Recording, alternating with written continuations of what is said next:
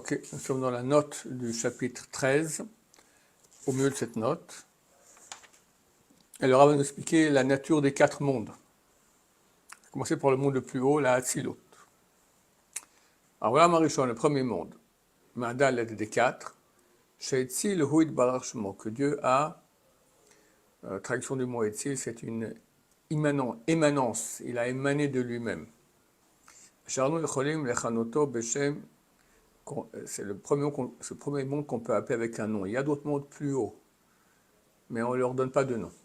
C'est trop haut. En vérité, il y a encore des noms, ce que je me souviens. Mais bon, on arrive bientôt à des... En tout cas, on n'a pas le droit de parler. Voilà, c'est trop haut déjà. Ce monde s'appelle Hatzilut. Hatzilut, pi shnaim lo. Littéralement, ça signifie 2.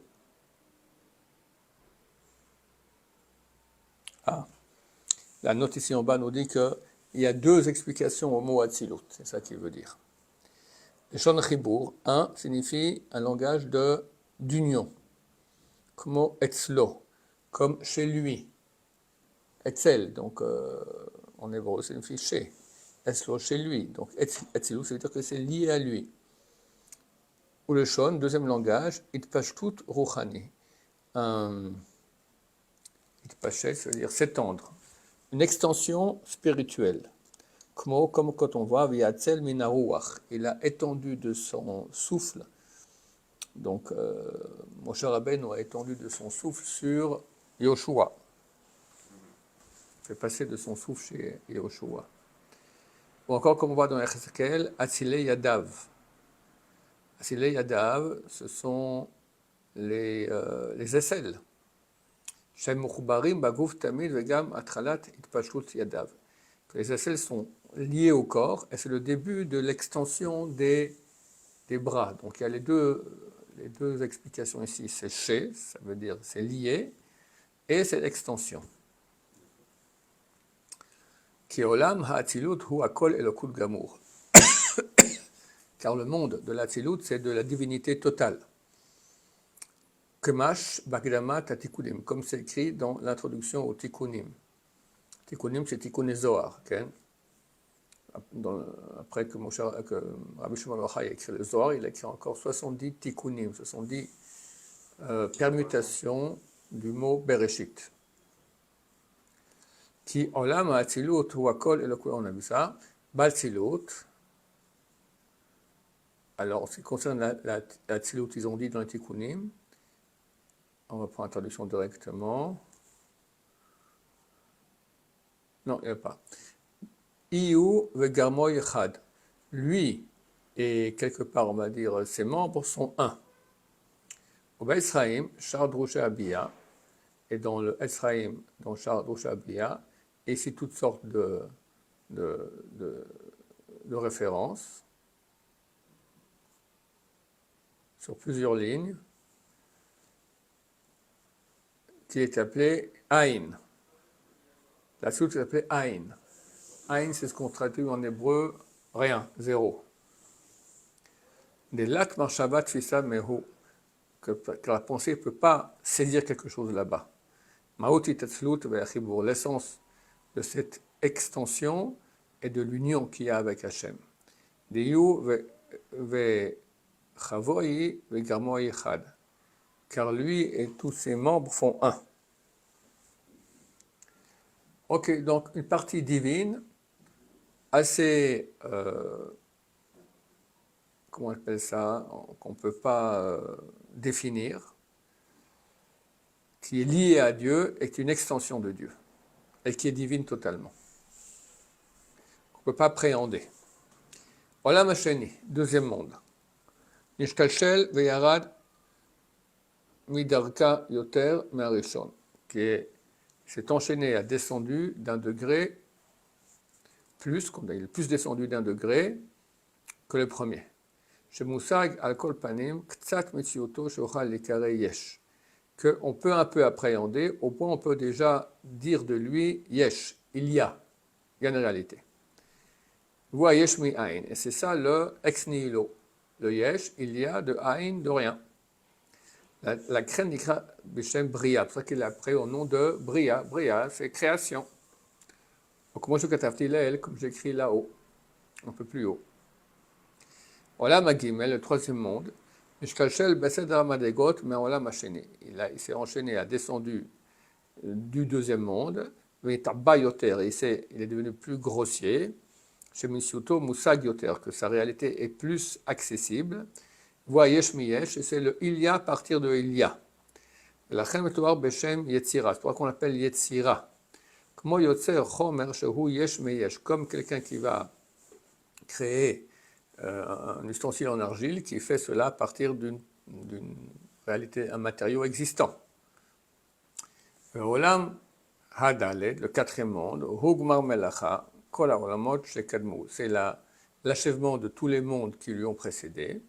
Et Tikunam al Tachlit Atov, et leur achèvement, on peut dire leur perfection parfaite, Haameti, authentique, Shekiven Huid Barach, dont Dieu avait l'intention, Beinyan Klal Abriot Kula, en ce qui concerne toute la créature. Donc il y a une descente du monde pour arriver à ça, l'achèvement, c'est la conclusion, donc c'est ça le but, c'est ce que Dieu a voulu. Pas le moyen, le but. Olam Atarton Shebo Dirat Adam, c'est ce monde dans lequel habite l'homme, Amanig Haolamot Bekoach Maasav, et qui va diriger les mondes par ses actions. Un monde malheureux comme tout. Parce que c'est nos mauvaises actions qui font ça. Mais très bientôt, ça sera le monde le plus heureux de tous, Bezrat Hashem. Et à ce propos, il est écrit, Vayar Elokim et kol asher asa beneto meod, et voici, Dieu a vu tout ce qu'il a vu, tout ce qu'il a fait, et il a dit, c'est très bien. Vamo Bereshit Rabba, ils ont dit dans Bereshit Rabba, Vineto meod, et voici, c'est très bien. Vinetov, ce qui est bien, c'est l'homme. Vechen hu shem baparasha, beparashat Dal et Cham, ici de là-bas des références. Amar Rashba, Metrila, c'est-à-dire Rashba, Metrila, Briato Shel Olam, Nitava Kejuboruchu, la Sot, Shutfut Batartonim. Dès le début de la création des mondes, Dieu a voulu être associé avec les créatures d'en bas. Vechen ou Betanchuma, Parashat Bechokotai, encore d'autres références. Donc, c'est marqué Tov. Alors, Tov Meod, on sait que Meod, c'est le Serara, mais le Tov, c'est l'homme. Donc, Dieu a vu que c'était ce qu'il voulait maintenant. Créer un être humain qui a un libre arbitre, de quel dépendent tous les mondes, et Dieu veut être associé à lui. Pas pour Hachem, pour nous, qu'on puisse nous être associés avec lui et créer des choses, des créations divines. C'est ça le grand cadeau que Dieu nous donne. La reine Nikra Asiya, c'est pour ça qu'il est appelé Asiya. Asiya signifie action. Hamoral Tikkun Adavar, qui nous enseigne le but de cette chose. Mais le shon va eten el hana'ar, va imaded la asototo, va imaher la asototo. Il manque un point dans le hey. Il a donné, c'est Avram qui a donné au jeune homme, c'était Ishmaël, l'agneau, le bœuf, et rapidement il a égorgé, d'accord, la saute, faire. Verbek, il y a aussi beaucoup de versets dans ce genre-là, on voit que c'est faire. Chen bezoar chadash sham asiya utikun davar begodel amala mikmot shaya. La asiya, c'est l'achèvement de la chose de la façon totale, comme elle devait être. Vayas David sham, comme on voit aussi dans le verset, Vayas David, et David a fait. Donc, moi, je katou basaba. Et comme c'est écrit dans le Zohar, la partie qu'on appelle Sabbat de Mishpatim, Afilu Hevel de Puma, alors on va voir s'il y a une traduction. Oui. Hevel, Afilu Hevel Pe, même le souffle de la bouche. Comme Amamad Yeshlo. Comme Umamad Yeshlo. Il a une place et il a un statut. Et Dieu en fait ce qu'il veut. Enfin, il en fait ce qu'il en fait.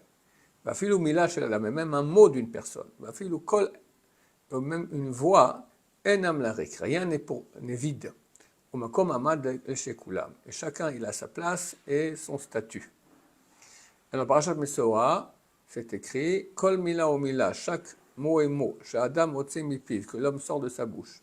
Oel Mala monte en haut, Ubokat Rekim, crève des cieux, Echneset la Makom, et rentre dans le lieu. Rosh Parashat Nassau, au début de Parashat Nassau, Vehu Mila de Apik Barnash Mepoumé. La Mila est Sha'adam Otse Mipiv, la parole que la personne sort de sa bouche. Ola Ubokat Rekim, elle monte et crève des cieux, Oamanet Bamakom, et arrive dans l'endroit. Car tout ce qu'il dira, ainsi ça aura lieu dans le ciel, en haut. Ça réveille une puissance supérieure. Que ce soit avec une bonne parole. Il rajoute de la force dans les puissances saintes. Comme c'est écrit dans Yeshayahu, je mettrai mes paroles dans ta bouche, pour l'intoa, planter, fonder le ciel. Donc on voit qu'on a une capacité créatrice extraordinaire avec la bouche. Baruch Adonai, l'olam, amen va amen.